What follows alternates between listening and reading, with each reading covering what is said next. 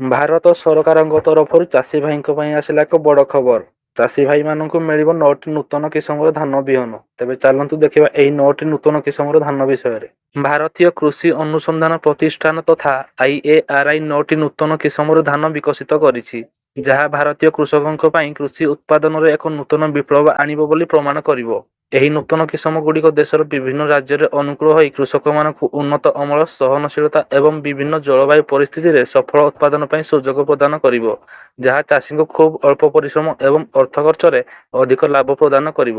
ଅମଳ ଅଧିକ ପ୍ରଦାନ କରିବା ସହିତ ଏହା ହେଉଛି ଉନ୍ନତ ଧାନ କିସମ। ପ୍ରଧାନମନ୍ତ୍ରୀ ଶ୍ରୀ ନରେନ୍ଦ୍ର ମୋଦି 11 ଅଗଷ୍ଟ 2024ରେ ପ୍ରକାଶିତ 109 ପ୍ରକାରର କ୍ଷେତ ଏବଂ ଉଦ୍ୟାନ କୃଷି ଫସଲରେ ଏହି 9ଟି ଧାନ କିସମ ମଧ୍ୟ ଅନ୍ତର୍ଭୁକ୍ତ ରହିଛି। ଏହି କିସମଗୁଡ଼ିକ କେବଳ ଉଚ୍ଚ ଅମଳ ଏବଂ ସହନଶୀଳତା ପ୍ରଦାନ କରେ ନାହିଁ, ବରଂ ବିଭିନ୍ନ ଜଳବାୟୁ ଏବଂ ମୃତ୍ତିକା ଅବସ୍ଥାରେ ମଧ୍ୟ ଭଲ ପ୍ରଦର୍ଶନ କରିବ। 61ଟି ଫସଲର 109ଟି ପ୍ରଜାତି ମଧ୍ୟରେ 34ଟି କ୍ଷେତ ଫସଲ ଏବଂ 27ଟି ଉଦ୍ୟାନ କୃଷି ଫସଲ ଅନ୍ତର୍ଭୁକ୍ତ।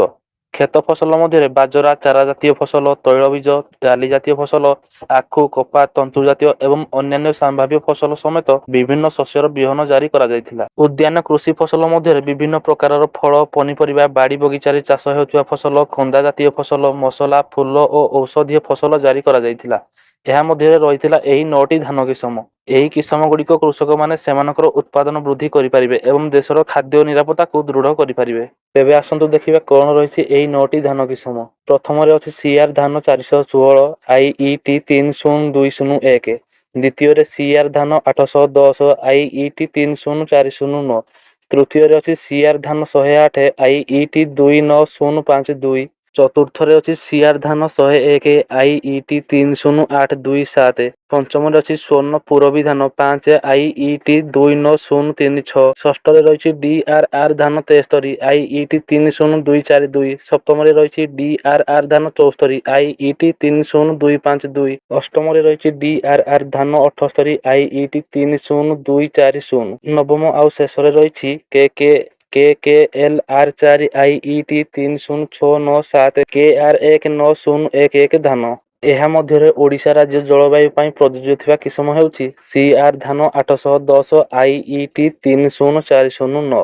ଦ୍ୱିତୀୟ କିସମ CR ଧାନ 810 IET 30409 ଓଡ଼ିଶା, ପଶ୍ଚିମବଙ୍ଗ ଏବଂ ଆସାମ ପାଇଁ ଅନୁମୋଦିତ କରାଯାଇଛି।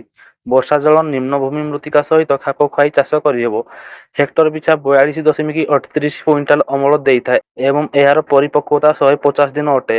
ଏହି ବିବିଧତା ପ୍ରାରମ୍ଭିକ ପର୍ଯ୍ୟାୟରେ 14 ଦିନର ଜଳମଗ୍ନ ସହନଶୀଳ। ବ୍ରାଉନ୍ ସ୍ପଟ୍ ରୋଗକୁ ମଧ୍ୟମ ଭାବରେ ପ୍ରତିରୋଧ କରିଥାଏ। ପତ୍ରକୁଲର ଏବଂ ଷ୍ଟେମ୍ ବୋରରକୁ ମଧ୍ୟମ ଭାବରେ ପ୍ରତିରୋଧ କରିଥାଏ। ତୃତୀୟ କିସମ CR ଧାନ 108 IET 29052 ଓଡ଼ିଶା ଏବଂ ବିହାର ପାଇଁ ଅନୁମୋଦିତ। ଶୀଘ୍ର ସିଧାସଳଖ ବୁଣାଯାଇଥିବା ବର୍ଷା ପରିସ୍ଥିତି ପାଇଁ ଉପଯୁକ୍ତ ଏବଂ ହେକ୍ଟର ପିଛା 34.46 କୁଇଣ୍ଟାଲ ଅମଳ ଦେଇଥାଏ ଏବଂ ଏହାର ପରିପକ୍ୱ 110ରୁ 114 ଦିନ ଅଟେ। ଏହି ବିବିଧତା ଉପରୋକ୍ତ ରୋଗଗୁଡ଼ିକ ବିରୁଦ୍ଧରେ ପ୍ରତିରୋଧୀ ଏବଂ ଉଦ୍ଭିଦ ହପର ପ୍ରତି ମଧ୍ୟମ ଭାବରେ ପ୍ରତିରୋଧୀ ଏବଂ ମରୁଡ଼ି ପାଇଁ ମଧ୍ୟମ ସହନଶୀଳ।